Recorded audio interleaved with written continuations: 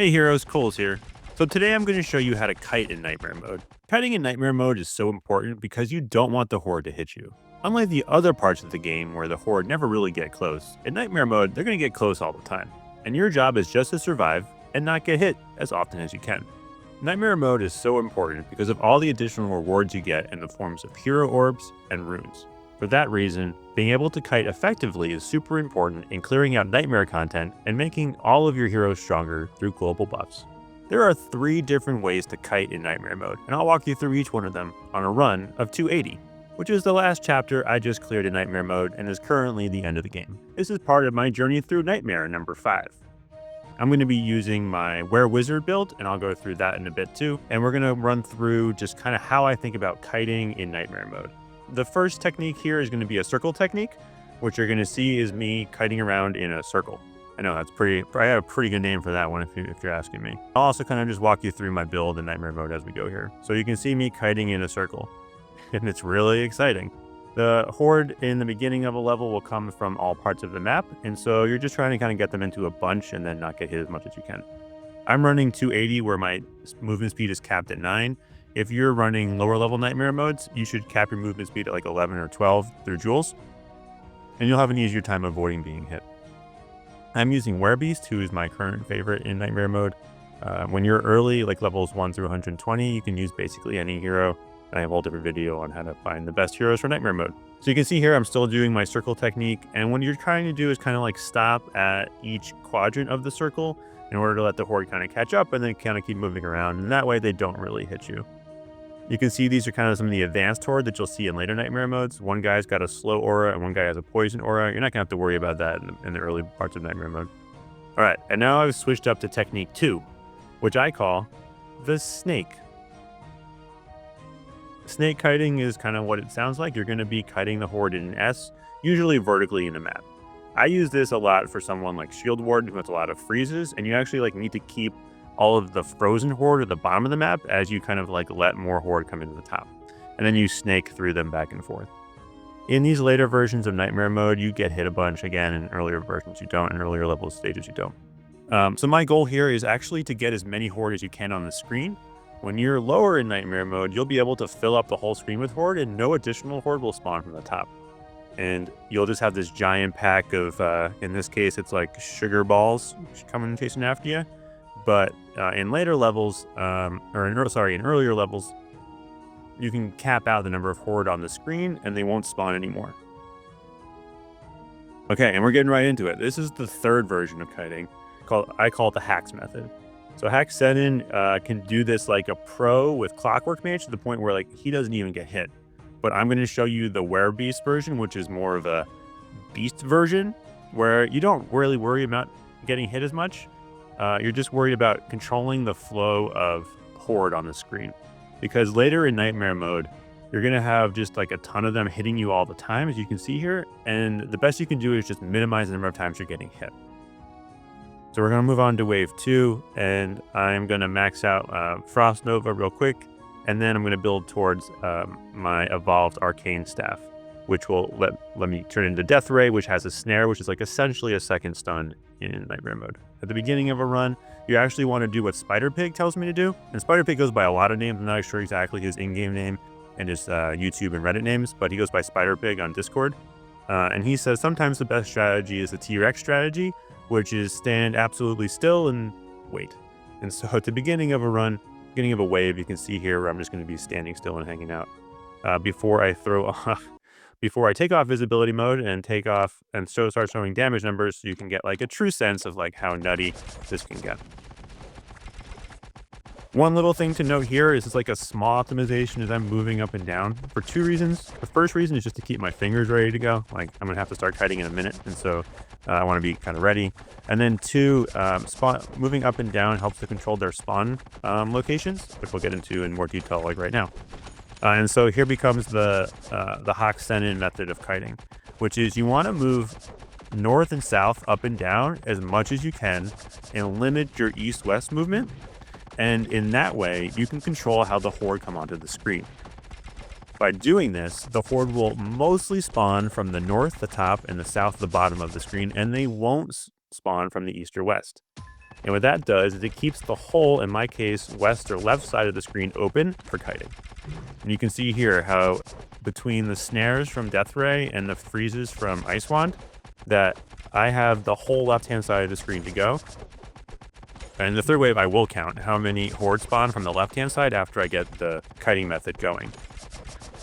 But for now, you can kind of see, like, I have that whole left side good, and you can see my thumb going up and down on the recording. Just up and down, up and down, up and down. I count in my head to 3. So up 1, 2, 3, down 1, 2, 3, up 1, 2, 3, down 1, 2, 3. Sometimes I'll vary it a bit too, just like because I'm getting a little bored, or if like some horde starts to like spawn at me, I'll vary it a bit. But you can see here, right, that left-hand side is clear as day. The last like 15 seconds, we barely got any horde to spawn. So I'm not going to count it in real time. I'll go back and count it on recording, but we'll count how many horde spawn from the left-hand side of wave 3. And that's actually like a really, really advanced mechanic on how to deal with Nightmare Mode. I didn't know about this earlier. You can start running this on Nightmare Mode level 1 if you want, but you'll be able to really control how horde flow onto the screen, and that's like top tier. That's like the skill expression in Nightmare Mode. And Hax can do it perfectly with Clockwork Mage, and you include her slow, and that's how he's able to beat 202 with the turtles, which just like this nutty movement control where like he would go up slightly and down slightly. With Beast, you have more flexibility and like going up and down pretty far. But if Clockwork Mage gets hits, she takes a lot of damage. And so we had to do like these really small V movements. I can't do that. I've tried a bunch and I can't get it with the turtles whacking on me the whole time. It's just not going to happen. But you can see here too that like, all right, we're starting off with Spider Pig, Jurassic Park method of like trying not to move as much as you can so you can let the horde get on the screen. And now we're going to start getting into kiting mode. And so for the last minute and 30 seconds here, we'll count how many of the horde come in off the left side of the screen. For some reason in my head, when I am doing this, I think about trading damage for horde. And so kind of like in League of Legends, it's this concept of trading where like you'll trade damage in order to like get an advantage. And in my head, I'm trying to control like, okay, what's the level of damage I'm willing to take as the werebeast in order to minimize the number of horde that are coming off the side. Again, I don't know if that's actually like what I'm doing in real life, but that's what I'm thinking about when I'm doing this. And so like that was kind of not the best trade there. You can see I took too much damage relative to the number of horde that came off the side.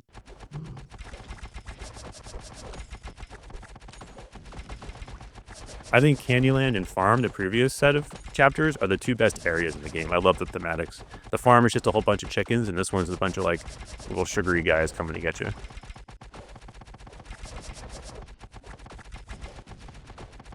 So my build here too, just so you know, was Ice Wand into Arcane Staff, and then you're looking for just like more disruption. So I usually go something like Divine Aura or Boar. I guess got Boar, so I'm like really into it, and so I was picking that.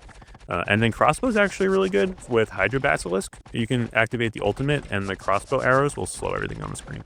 So Crossbow is kind of a sleeper one. It also at 2-star Forge gives you a freeze.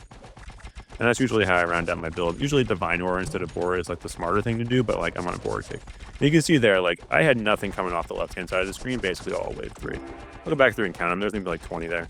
But that's how you kite in Nightmare Mode.